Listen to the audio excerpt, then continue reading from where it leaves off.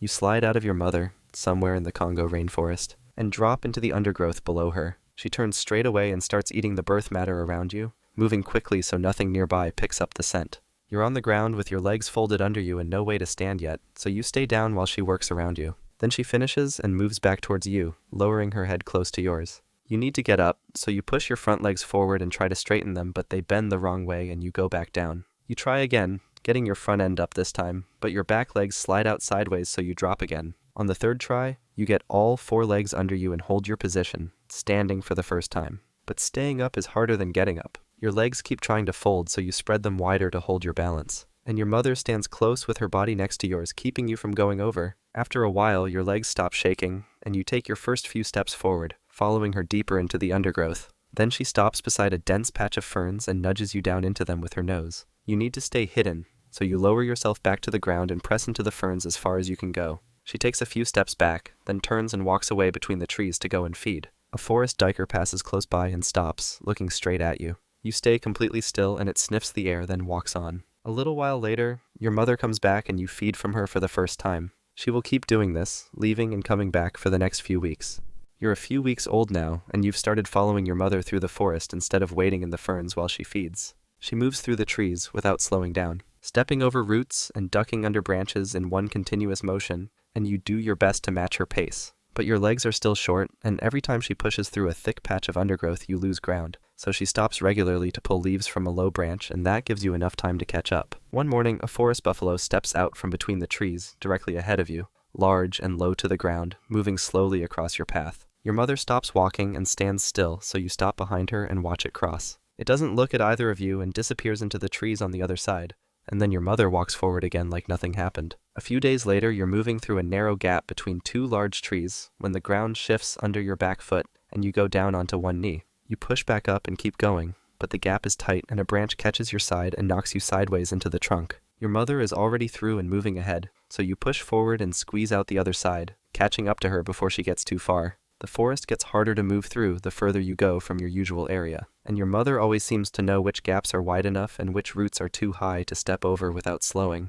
You're still learning which ones are which. There will be much larger things than that buffalo crossing your path before long. You're a few months old now, and you've started trying to eat what your mother eats instead of only feeding from her. You've watched her wrap her tongue around low branches and strip the leaves off in one clean pull, so you move toward a branch at your level and try to do the same. But the branch is too thick and the leaves don't come free, so you move to a thinner one further along and get a mouthful on the first try, then chew through them and swallow. You spend the morning working along the low branches, while your mother feeds higher up, pulling leaves and small stems and figuring out which plants give way easily and which ones don't. Then the ground ahead of you starts moving. A wide column of army ants pours out from under the roots of a large tree and spreads across the path in both directions. Your mother steps over them in one long stride, so you try to do the same, but your legs aren't long enough yet, and you land in the middle of the column with ants covering your lower legs before you can move again. You need to get them off. So you jump sideways into the undergrowth and scrape your legs back and forth across the ground until they're gone.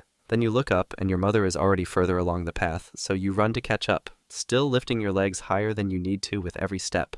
Your tongue is getting stronger, and your reach is getting longer every week. But the plants closest to the ground are getting harder to find, and soon you'll have to start going further each morning just to get enough to eat. You're around a year old now, and your mother has stopped letting you feed from her. You've been eating plants for months, but her milk was always there alongside it, and now when you move toward her, she steps away. So you go back to the branches you know and work through them on your own. But the dry season has pulled most of the low growth back, and the branches you relied on are bare or out of reach. So you push deeper into the forest than you normally go, following a slope downward where the plants are still thick. You spend a long time there, eating your way through unfamiliar leaves and figuring out which ones are worth stopping for. Then a crowned eagle drops from a branch above you and hits the ground a few meters away with its talons closed around a small duiker. It pins the duiker down, then looks up at you once before going back to its meal. You need to get away from it, so you back up the slope slowly, keeping your eyes on it the whole way, and you don't stop until the trees between you are thick enough that you can no longer see it. You don't go back to that part of the forest for the rest of the dry season. You're bigger than a duiker, but the eagle made clear that size doesn't always matter when something drops from above. The rains will come back, and the branches you know will fill out again. But next time the dry season comes, you'll have to go even further to find enough food, and you won't always know what's already down there waiting. You're around 2 years old now, and you've been moving through the forest on your own for a while, your mother having gradually reduced the time she spent near you until she stopped coming at all. You've settled into a pattern, following the same wide loop through your area each day and hitting the same feeding spots in roughly the same order. One morning, you come around a bend in the path and find another Okapi already standing at your feeding spot, pulling leaves from the branches you were heading for. She's a female, slightly smaller than you, and she doesn't move away when you stop in front of her. You take a few steps forward to signal that this is your spot, and she turns her body sideways, putting herself between you and the branch. You push into her shoulder, and she pushes back harder, driving you 2 steps sideways, so you pull back and move to a different branch further down. You both stay in the same area, feeding separately until you've each had enough. Then she walks off without looking back. You go back to the branch she was using and pull a few mouthfuls from it, but it's already mostly stripped. You've been treating your area like it belongs to you, but today made clear that other okapis are moving through the same paths and feeding from the same branches. The further you range, the more likely you are to run into one of them, and not all of them will be smaller than you. You're around 3 years old now and fully grown, with your ossicones sitting clearly on top of your head and covered in skin. One morning you spot another okapi moving along the edge of your area in a wide arc, a male, bigger than you, moving slowly between the trees. You need to know what he's doing in your area, so you follow him at a distance, keeping parallel and watching where he goes. He stops at a branch and rubs the side of his face along the bark in long, slow passes, marking it with his neck gland. You move closer and he turns to face you with his head low. You drop your head too, and you both stand there watching each other. Then he steps forward and you meet him chest to chest, each of you pushing and leaning and trying to drive the other one sideways. He's heavier than you, and every push takes you a step back, so you wait for him to push again and then drop your shoulder and drive into his chest at an angle instead of straight on. He stumbles sideways into a root and takes a moment to recover, then looks at you and turns and walks away through the trees. You go to the branch he marked and rub your own neck along the bark in the same spot, covering his scent with yours. He'll find a different area, or he'll come back and try again.